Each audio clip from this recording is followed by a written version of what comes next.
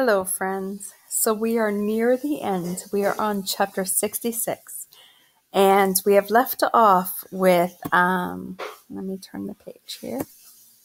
So, Dr. Measham, they're all at Dr. Measham's.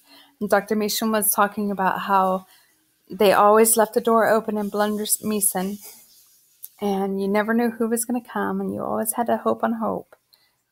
And so Flora is now going into finding her mother. So chapter 66, will you please shut up, William Spiver? So, said Dr. Measham, we have been speaking with Ulysses. We have been working to understand his story, and from what we have put together so far, it involves a shovel and a sack and the woods and a poem. And a giant donut, said Flora's father. Ulysses, sitting on Flora's shoulder, nodded vigorously. A distinctly fishy smell emanated from his whiskers. Flora turned to him. Where's my mother? She said. Ulysses shook his head. Pop, said Flora. Where's Mom? Well, I'm not certain, said her father. He adjusted his hat. He tried to put his hands in his pocket, and then he realized he was wearing pajamas, and he had no pockets. He laughed. Holy Bagamba, he said softly. Ulysses nodded. Oh, we need a typewriter, said Flora, and Ulysses nodded. We need a typewriter so that we can get to the truth, said Flora. The truth, said William Spiver, is a slippery thing. I doubt that you will ever get to the truth. You may get to a version of the truth, but the truth, I doubt it very seriously. Will you please shut up, William Spiver, said Flora. Shh, said Dr. Measham. Calm. You should maybe sit and eat a sardine.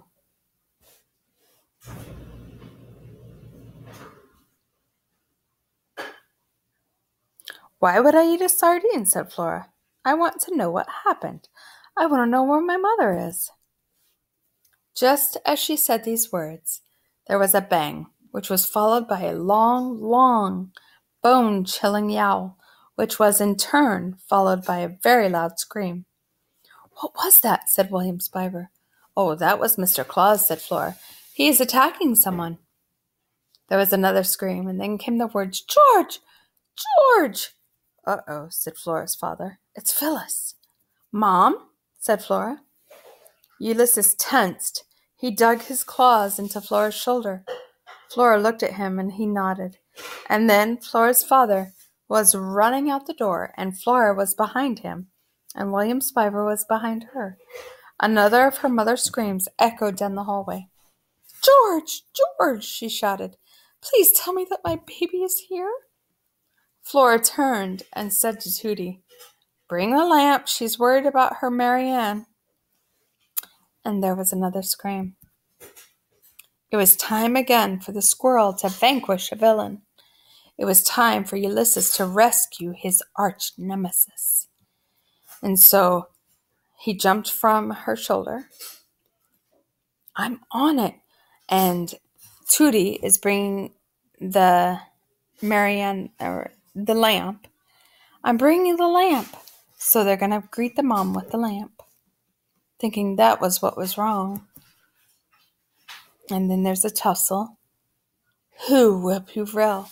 Who will be vanquished? Please, George, tell me that Flora is here.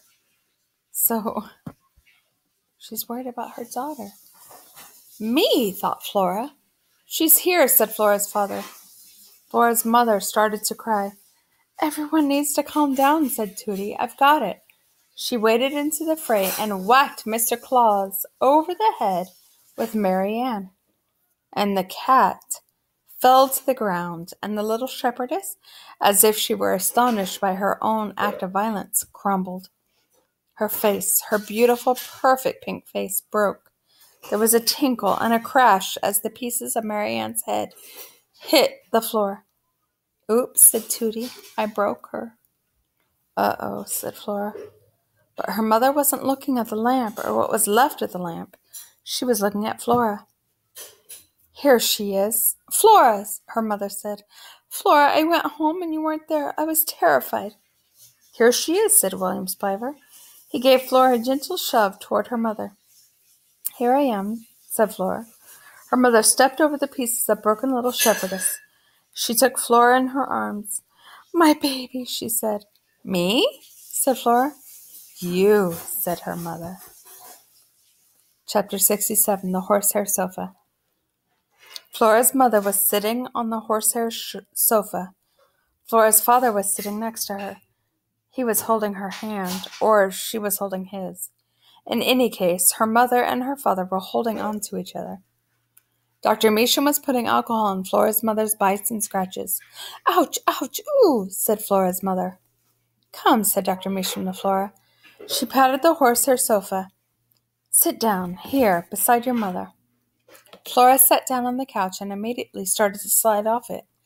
Was there a trick to sitting on the horsehair sofa? Because she certainly hadn't mastered it. And then William Spiver sat down beside her, so that she was wedged in between her mother and him. Flora stopped sliding. And I went up to your room, said Flora's mother. I climbed the stairs to your room, and you weren't there. I was out looking for Ulysses, said Flora. I thought you had kidnapped him.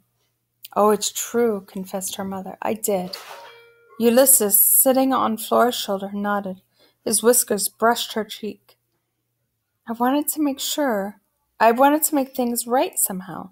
I wanted to make things normal, said Flora's mother. Normalcy is an illusion, of course, said William Spiver. There is no normal.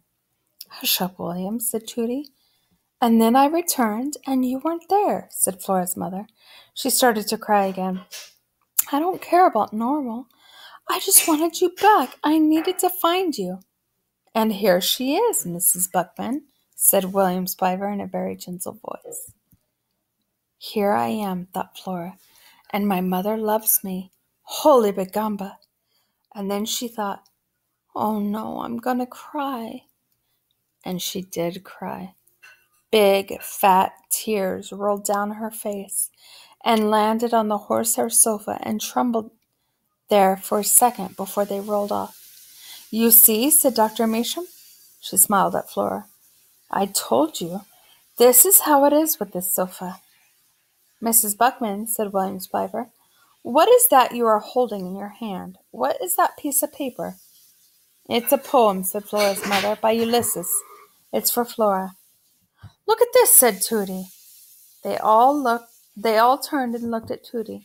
She was standing by the headless Mary Ann, who was plugged in and shining.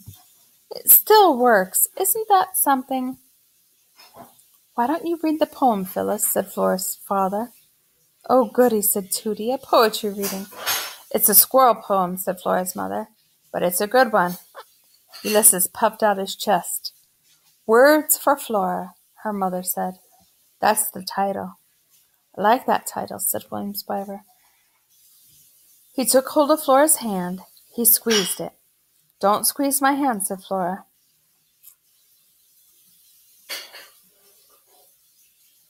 But she held on tightly to William Spiver, and she listened as her mother read the poem that Ulysses had written.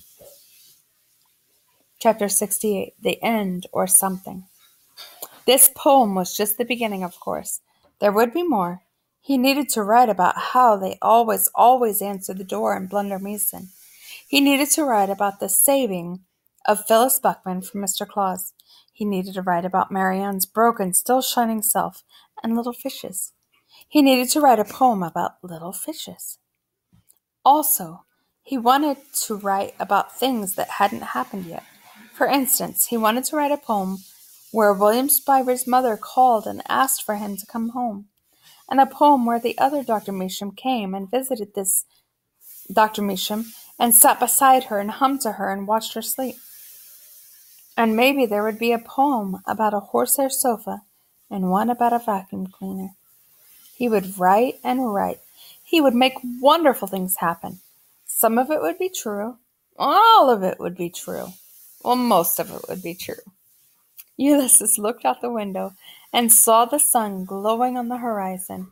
Soon it would be time to eat. A wonderful thought occurred to the squirrel.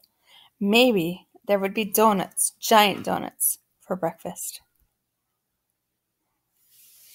So the epilogue, squirrel poetry, and these are words for Flora.